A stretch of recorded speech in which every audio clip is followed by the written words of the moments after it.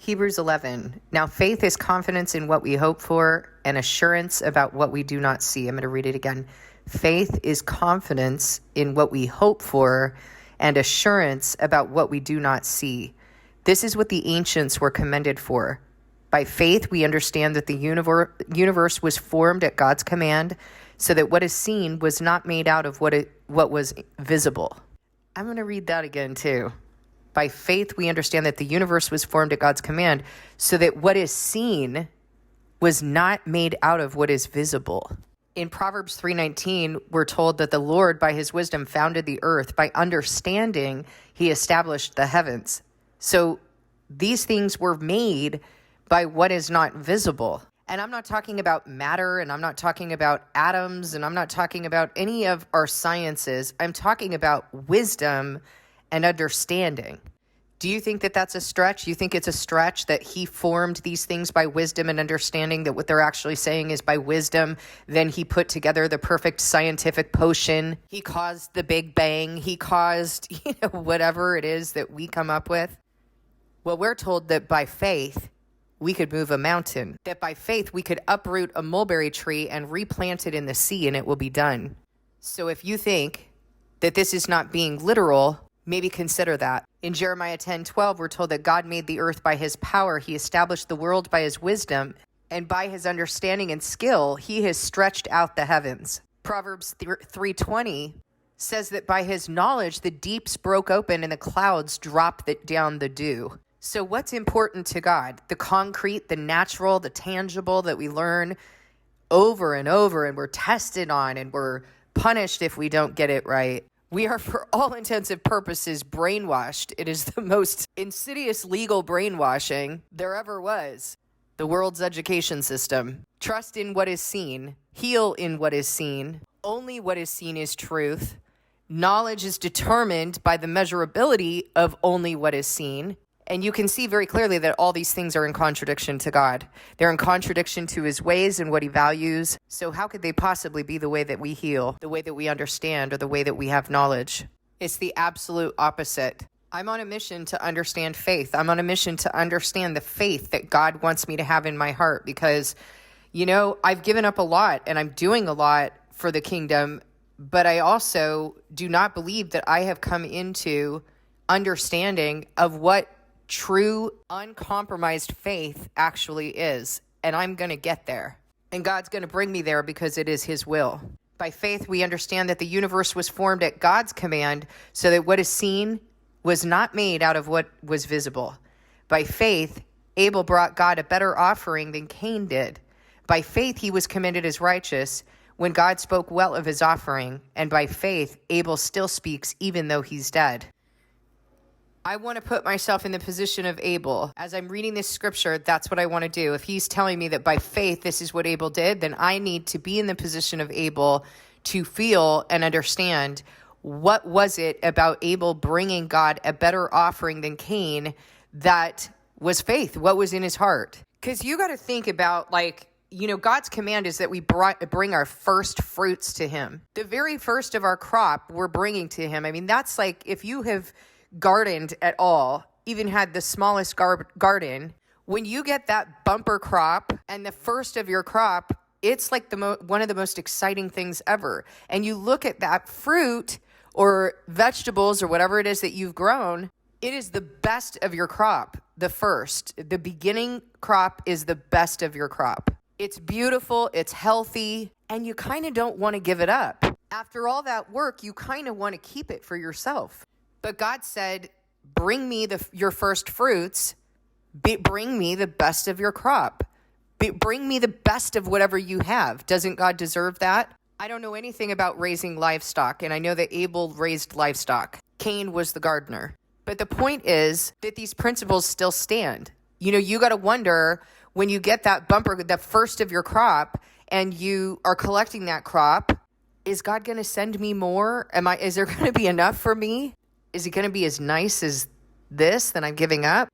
Well, God commands it, and he wants the best of me. So I'm going to give him the best of what I have. And I imagine if you're raising livestock, you're going to wonder, is he going to send me more? Because sometimes these guys die in birth, right? Sometimes they're unhealthy. Is he going to send me healthy livestock? And Abel believed that God would that he would provide. He brought him his best offering, and Cain did not. Now, how do I apply this to myself?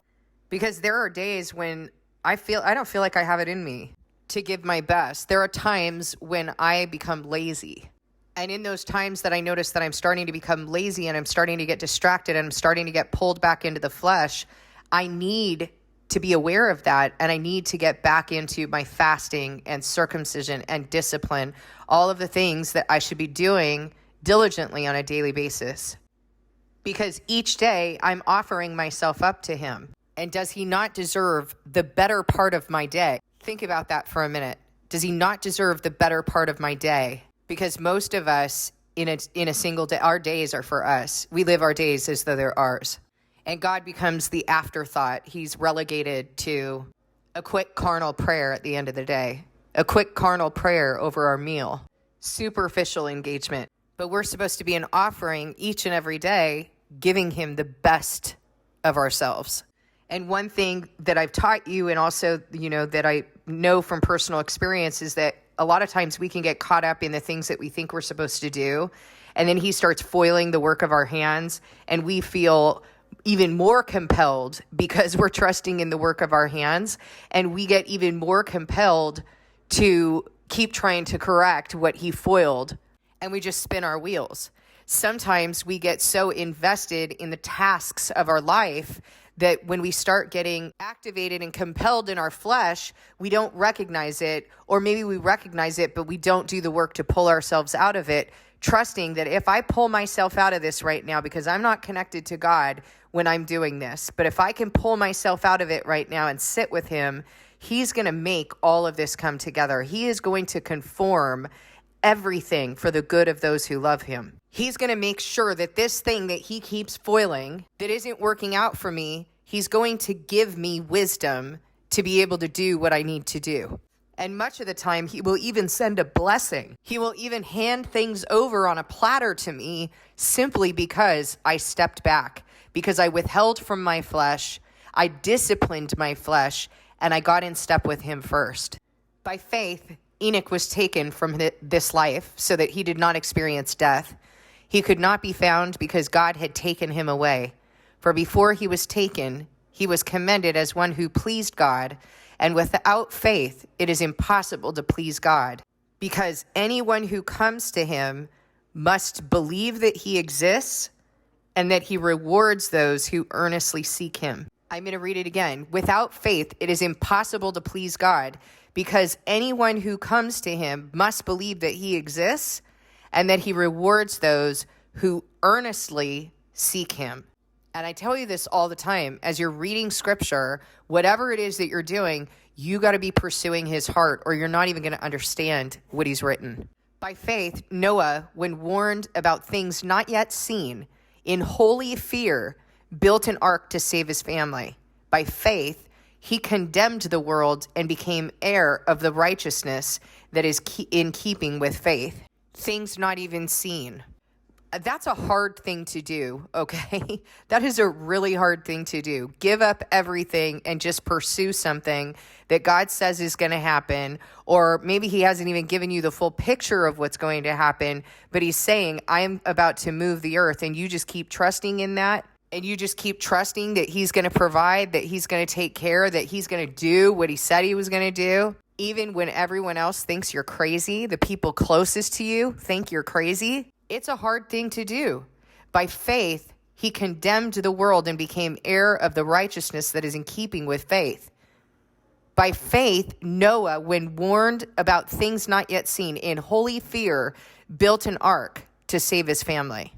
By faith, Abraham, when called to a place he would later receive as his inheritance, by the way, not even in this life, he never received it, obeyed and went, and even though he did not know where he was going, by faith, he made his home in the promised land like a stranger in a foreign country. He lived in tents, as it did Isaac and Jacob, who were heirs with him of the same promise. For he was looking forward to the city with foundations, whose architect and builder is God. Ooh, that's so cool. And of course, we know that the fulfillment of that, the foundation, the city with foundations, right? We are Jerusalem, a city coming out of the sky, a beautiful bride dressed for her husband. The foundations are the apostles and prophets. The architect and builder is God. The cornerstone is his son. The plumb line or capstone are his witnesses. Each of us has a role in this city and in this temple.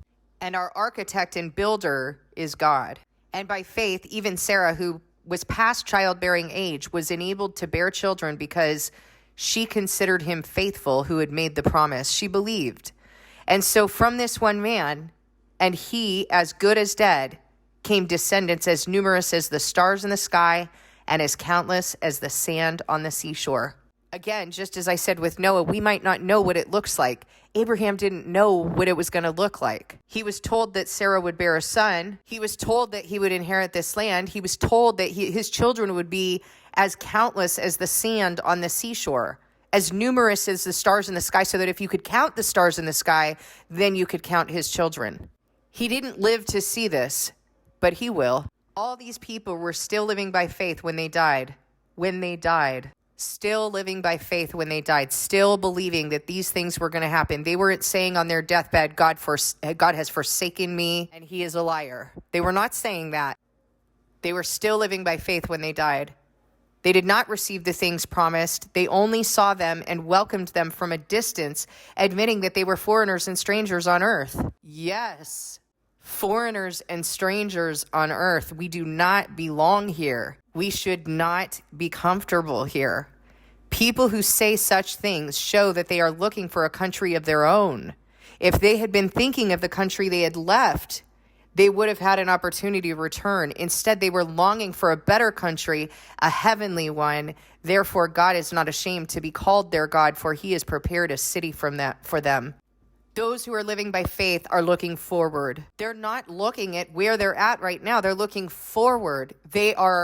By the time that we die, we will still be living by faith in what has been promised to us, in the joy that is set before us, even though we don't know exactly what it's going to look like. By faith, Abraham, when God tested him, offered Isaac as a sacrifice. He who had embraced the promises was about to sacrifice his one and only son, even though God had said to him, "It is through Isaac that your offspring will be reckoned."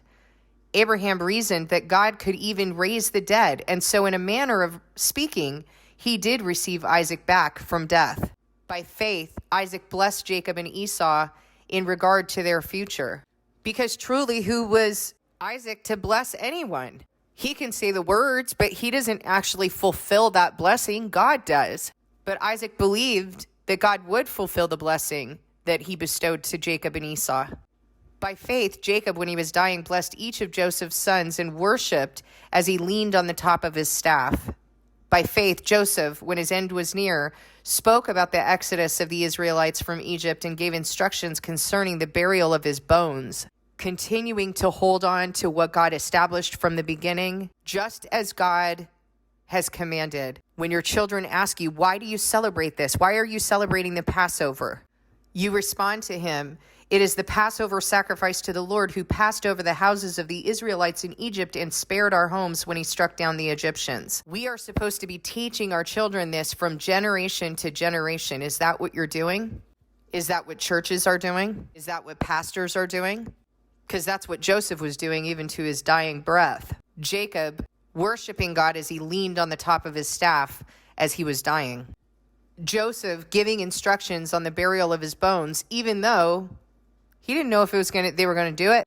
Personally, doing the work that I'm doing, the book that I wrote, I have no idea what fruit is going to bear out of this. I see people fall all the time. More people fall than people actually get it. And so I can tell you from personal experience, it's hard to keep enduring. It's hard to keep believing. It's hard to not think that, am I crazy? Did I imagine you bringing me to this point? Did I imagine that I wrote this book with you over the last 3 years? And that now you have me teaching things and you reveal things to me and everything comes together. It all goes together. Nothing is contradicted. So what's going on? But I have to keep believing. I have to keep believing that God is going to do something with this, even if it happens after I'm dead. Even if I don't see the fulfillment of what he has done through me. By faith, Moses' parents hid him for 3 months after he was born because they saw he was no ordinary child and they were not afraid of the king's edict. Can you imagine putting your little baby in a basket and causing them to go down the river and trusting that God's going to do something, that he's going to take care of your baby? And look what God did with Moses. He delivered an entire nation through him out of the bonds of slavery, a foreshadow of what was to come through the Messiah. By faith, Moses, when he had grown up, refused to be known as the son of Pharaoh's daughter. He chose to be mistreated along with the people of God rather than to enjoy the fleeting pleasures of sin. He regarded disgrace for the sake of Christ as of greater value than the treasures of Egypt because he was looking ahead to his reward. You understand the significance of this for today. Even the hill that the witnesses will die on is figuratively called Sodom and Egypt, the fleeting pleasures of sin. By faith, he left Egypt, not fearing the king's anger. He persevered because he saw him who is invisible. By faith, he kept the Passover and the application of blood so that the destroyer of the firstborn would not touch the firstborn of Israel. And who's the firstborn of Israel? The Israelites. By faith, the people passed through the Red Sea as on dry land. But when the Egyptians tried to do so, they were drowned. So again, I put myself into their position that they're walking through the Red Sea. I mean, I don't know about you, but I'd kind of feel like running through there. Good grief. Can you imagine the waves on each side of you, a wall of waves? I'm terrified of the ocean, though. But look, I mean, they passed through the Red Sea as though they were going on dry land. But when the Egyptians tried to do so, they were snuffed out like a wick. By faith, the walls of Jericho fell after the army had marched around them for 7 days. I mean, these are the foolish things of the world. Like marching around for 7 days, what is that supposed to do? Well, you obey God even when it doesn't make sense, and he'll show you. By faith, the prostitute Rahab, because she welcomed the spies, was not killed with those who were disobedient. And what more shall I say? I do not have time to tell about Gideon, Barak, Samson, and Jephthah, about David and Samuel and the prophets, who through faith conquered kingdoms, administered justice, and gained what was promised, who shut the mouths of lions, quenched the fury of the flames, and escaped the edge of the sword, whose weakness was turned to strength, and who became powerful in battle and routed foreign armies. Women received back their dead, raised to life again. There were others who were tortured, refusing to be released so that they might gain an even better resurrection. Some faced jeers and flogging and even chains and imprisonment. They were put to death by stoning. They were sawed in two. They were killed by the sword. Ay, ay, ay. They went about in sheepskins and goatskins, destitute, persecuted, and mistreated. The world was not worthy of them. They wandered in deserts and mountains, living in caves and in holes in the ground. These were all commended for their faith, yet none of them received what had been promised, since God had planned something better for us, so that only together with us would they be made perfect. Tell that to the pre-trib rapture camp. You tell me, is this a one-way covenant? Christ paid it all? Because my Bible says you'll be justified by faith. And Paul just went through so many examples, not all the examples, but so many examples of what faith actually looks like. All commended for their faith, yet none of them received what had been promised. So I think I understand a little bit more, maybe not completely, maybe not fully. God's going to keep bringing me in deeper and deeper, but I'm going to keep taking you on the journey of what he's doing in me with regard to faith, with regard to teaching me who I need to be and how I need to believe and how I need to stand. I need to keep enduring and believing in what he's told me, believing in what he's built in me, even when the results are not what I had hoped, even when I'm not receiving the fruit that I have been hoping in, because it doesn't mean that I won't. It doesn't mean that people are not going to hear the message. They may hear the message after I die. I have a friend who I work with who has told me that several times. I have a feeling that this is not going to register with most people until after you are gone. And she also tells me about how God had to prepare her to receive what I say, the things that I say and the things that I teach. And that's a blessing to me to hear that from one person. And I think it's true. I think it's true. And I'm even more convicted that it's true after reading this again, because it kind of goes along with this pattern, doesn't it? And this helps me to endure just a little bit more. And one thing that I want to tell you is that knowing God's heart, understanding his heart and the patterns that he's established is such an immense help.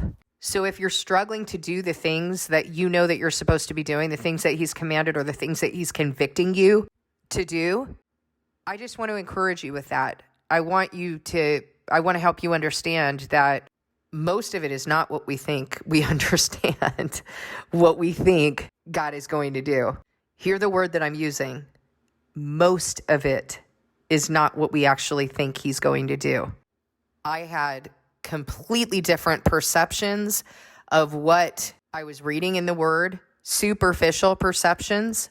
And it's not that everything was incorrect that I understood. As long as I was receiving it from him, it's never been incorrect. It was only when I stepped away from him that it was incorrect. But even when I was receiving from him, he had to bring me into a position to understand the depth of what he's doing, the depth of what he's established, and what this tangible symbolism actually means.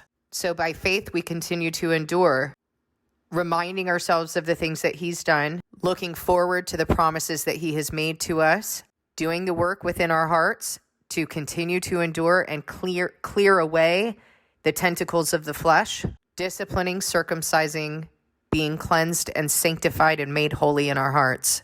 Thank you for listening. God bless you, and I'll see you in the next video.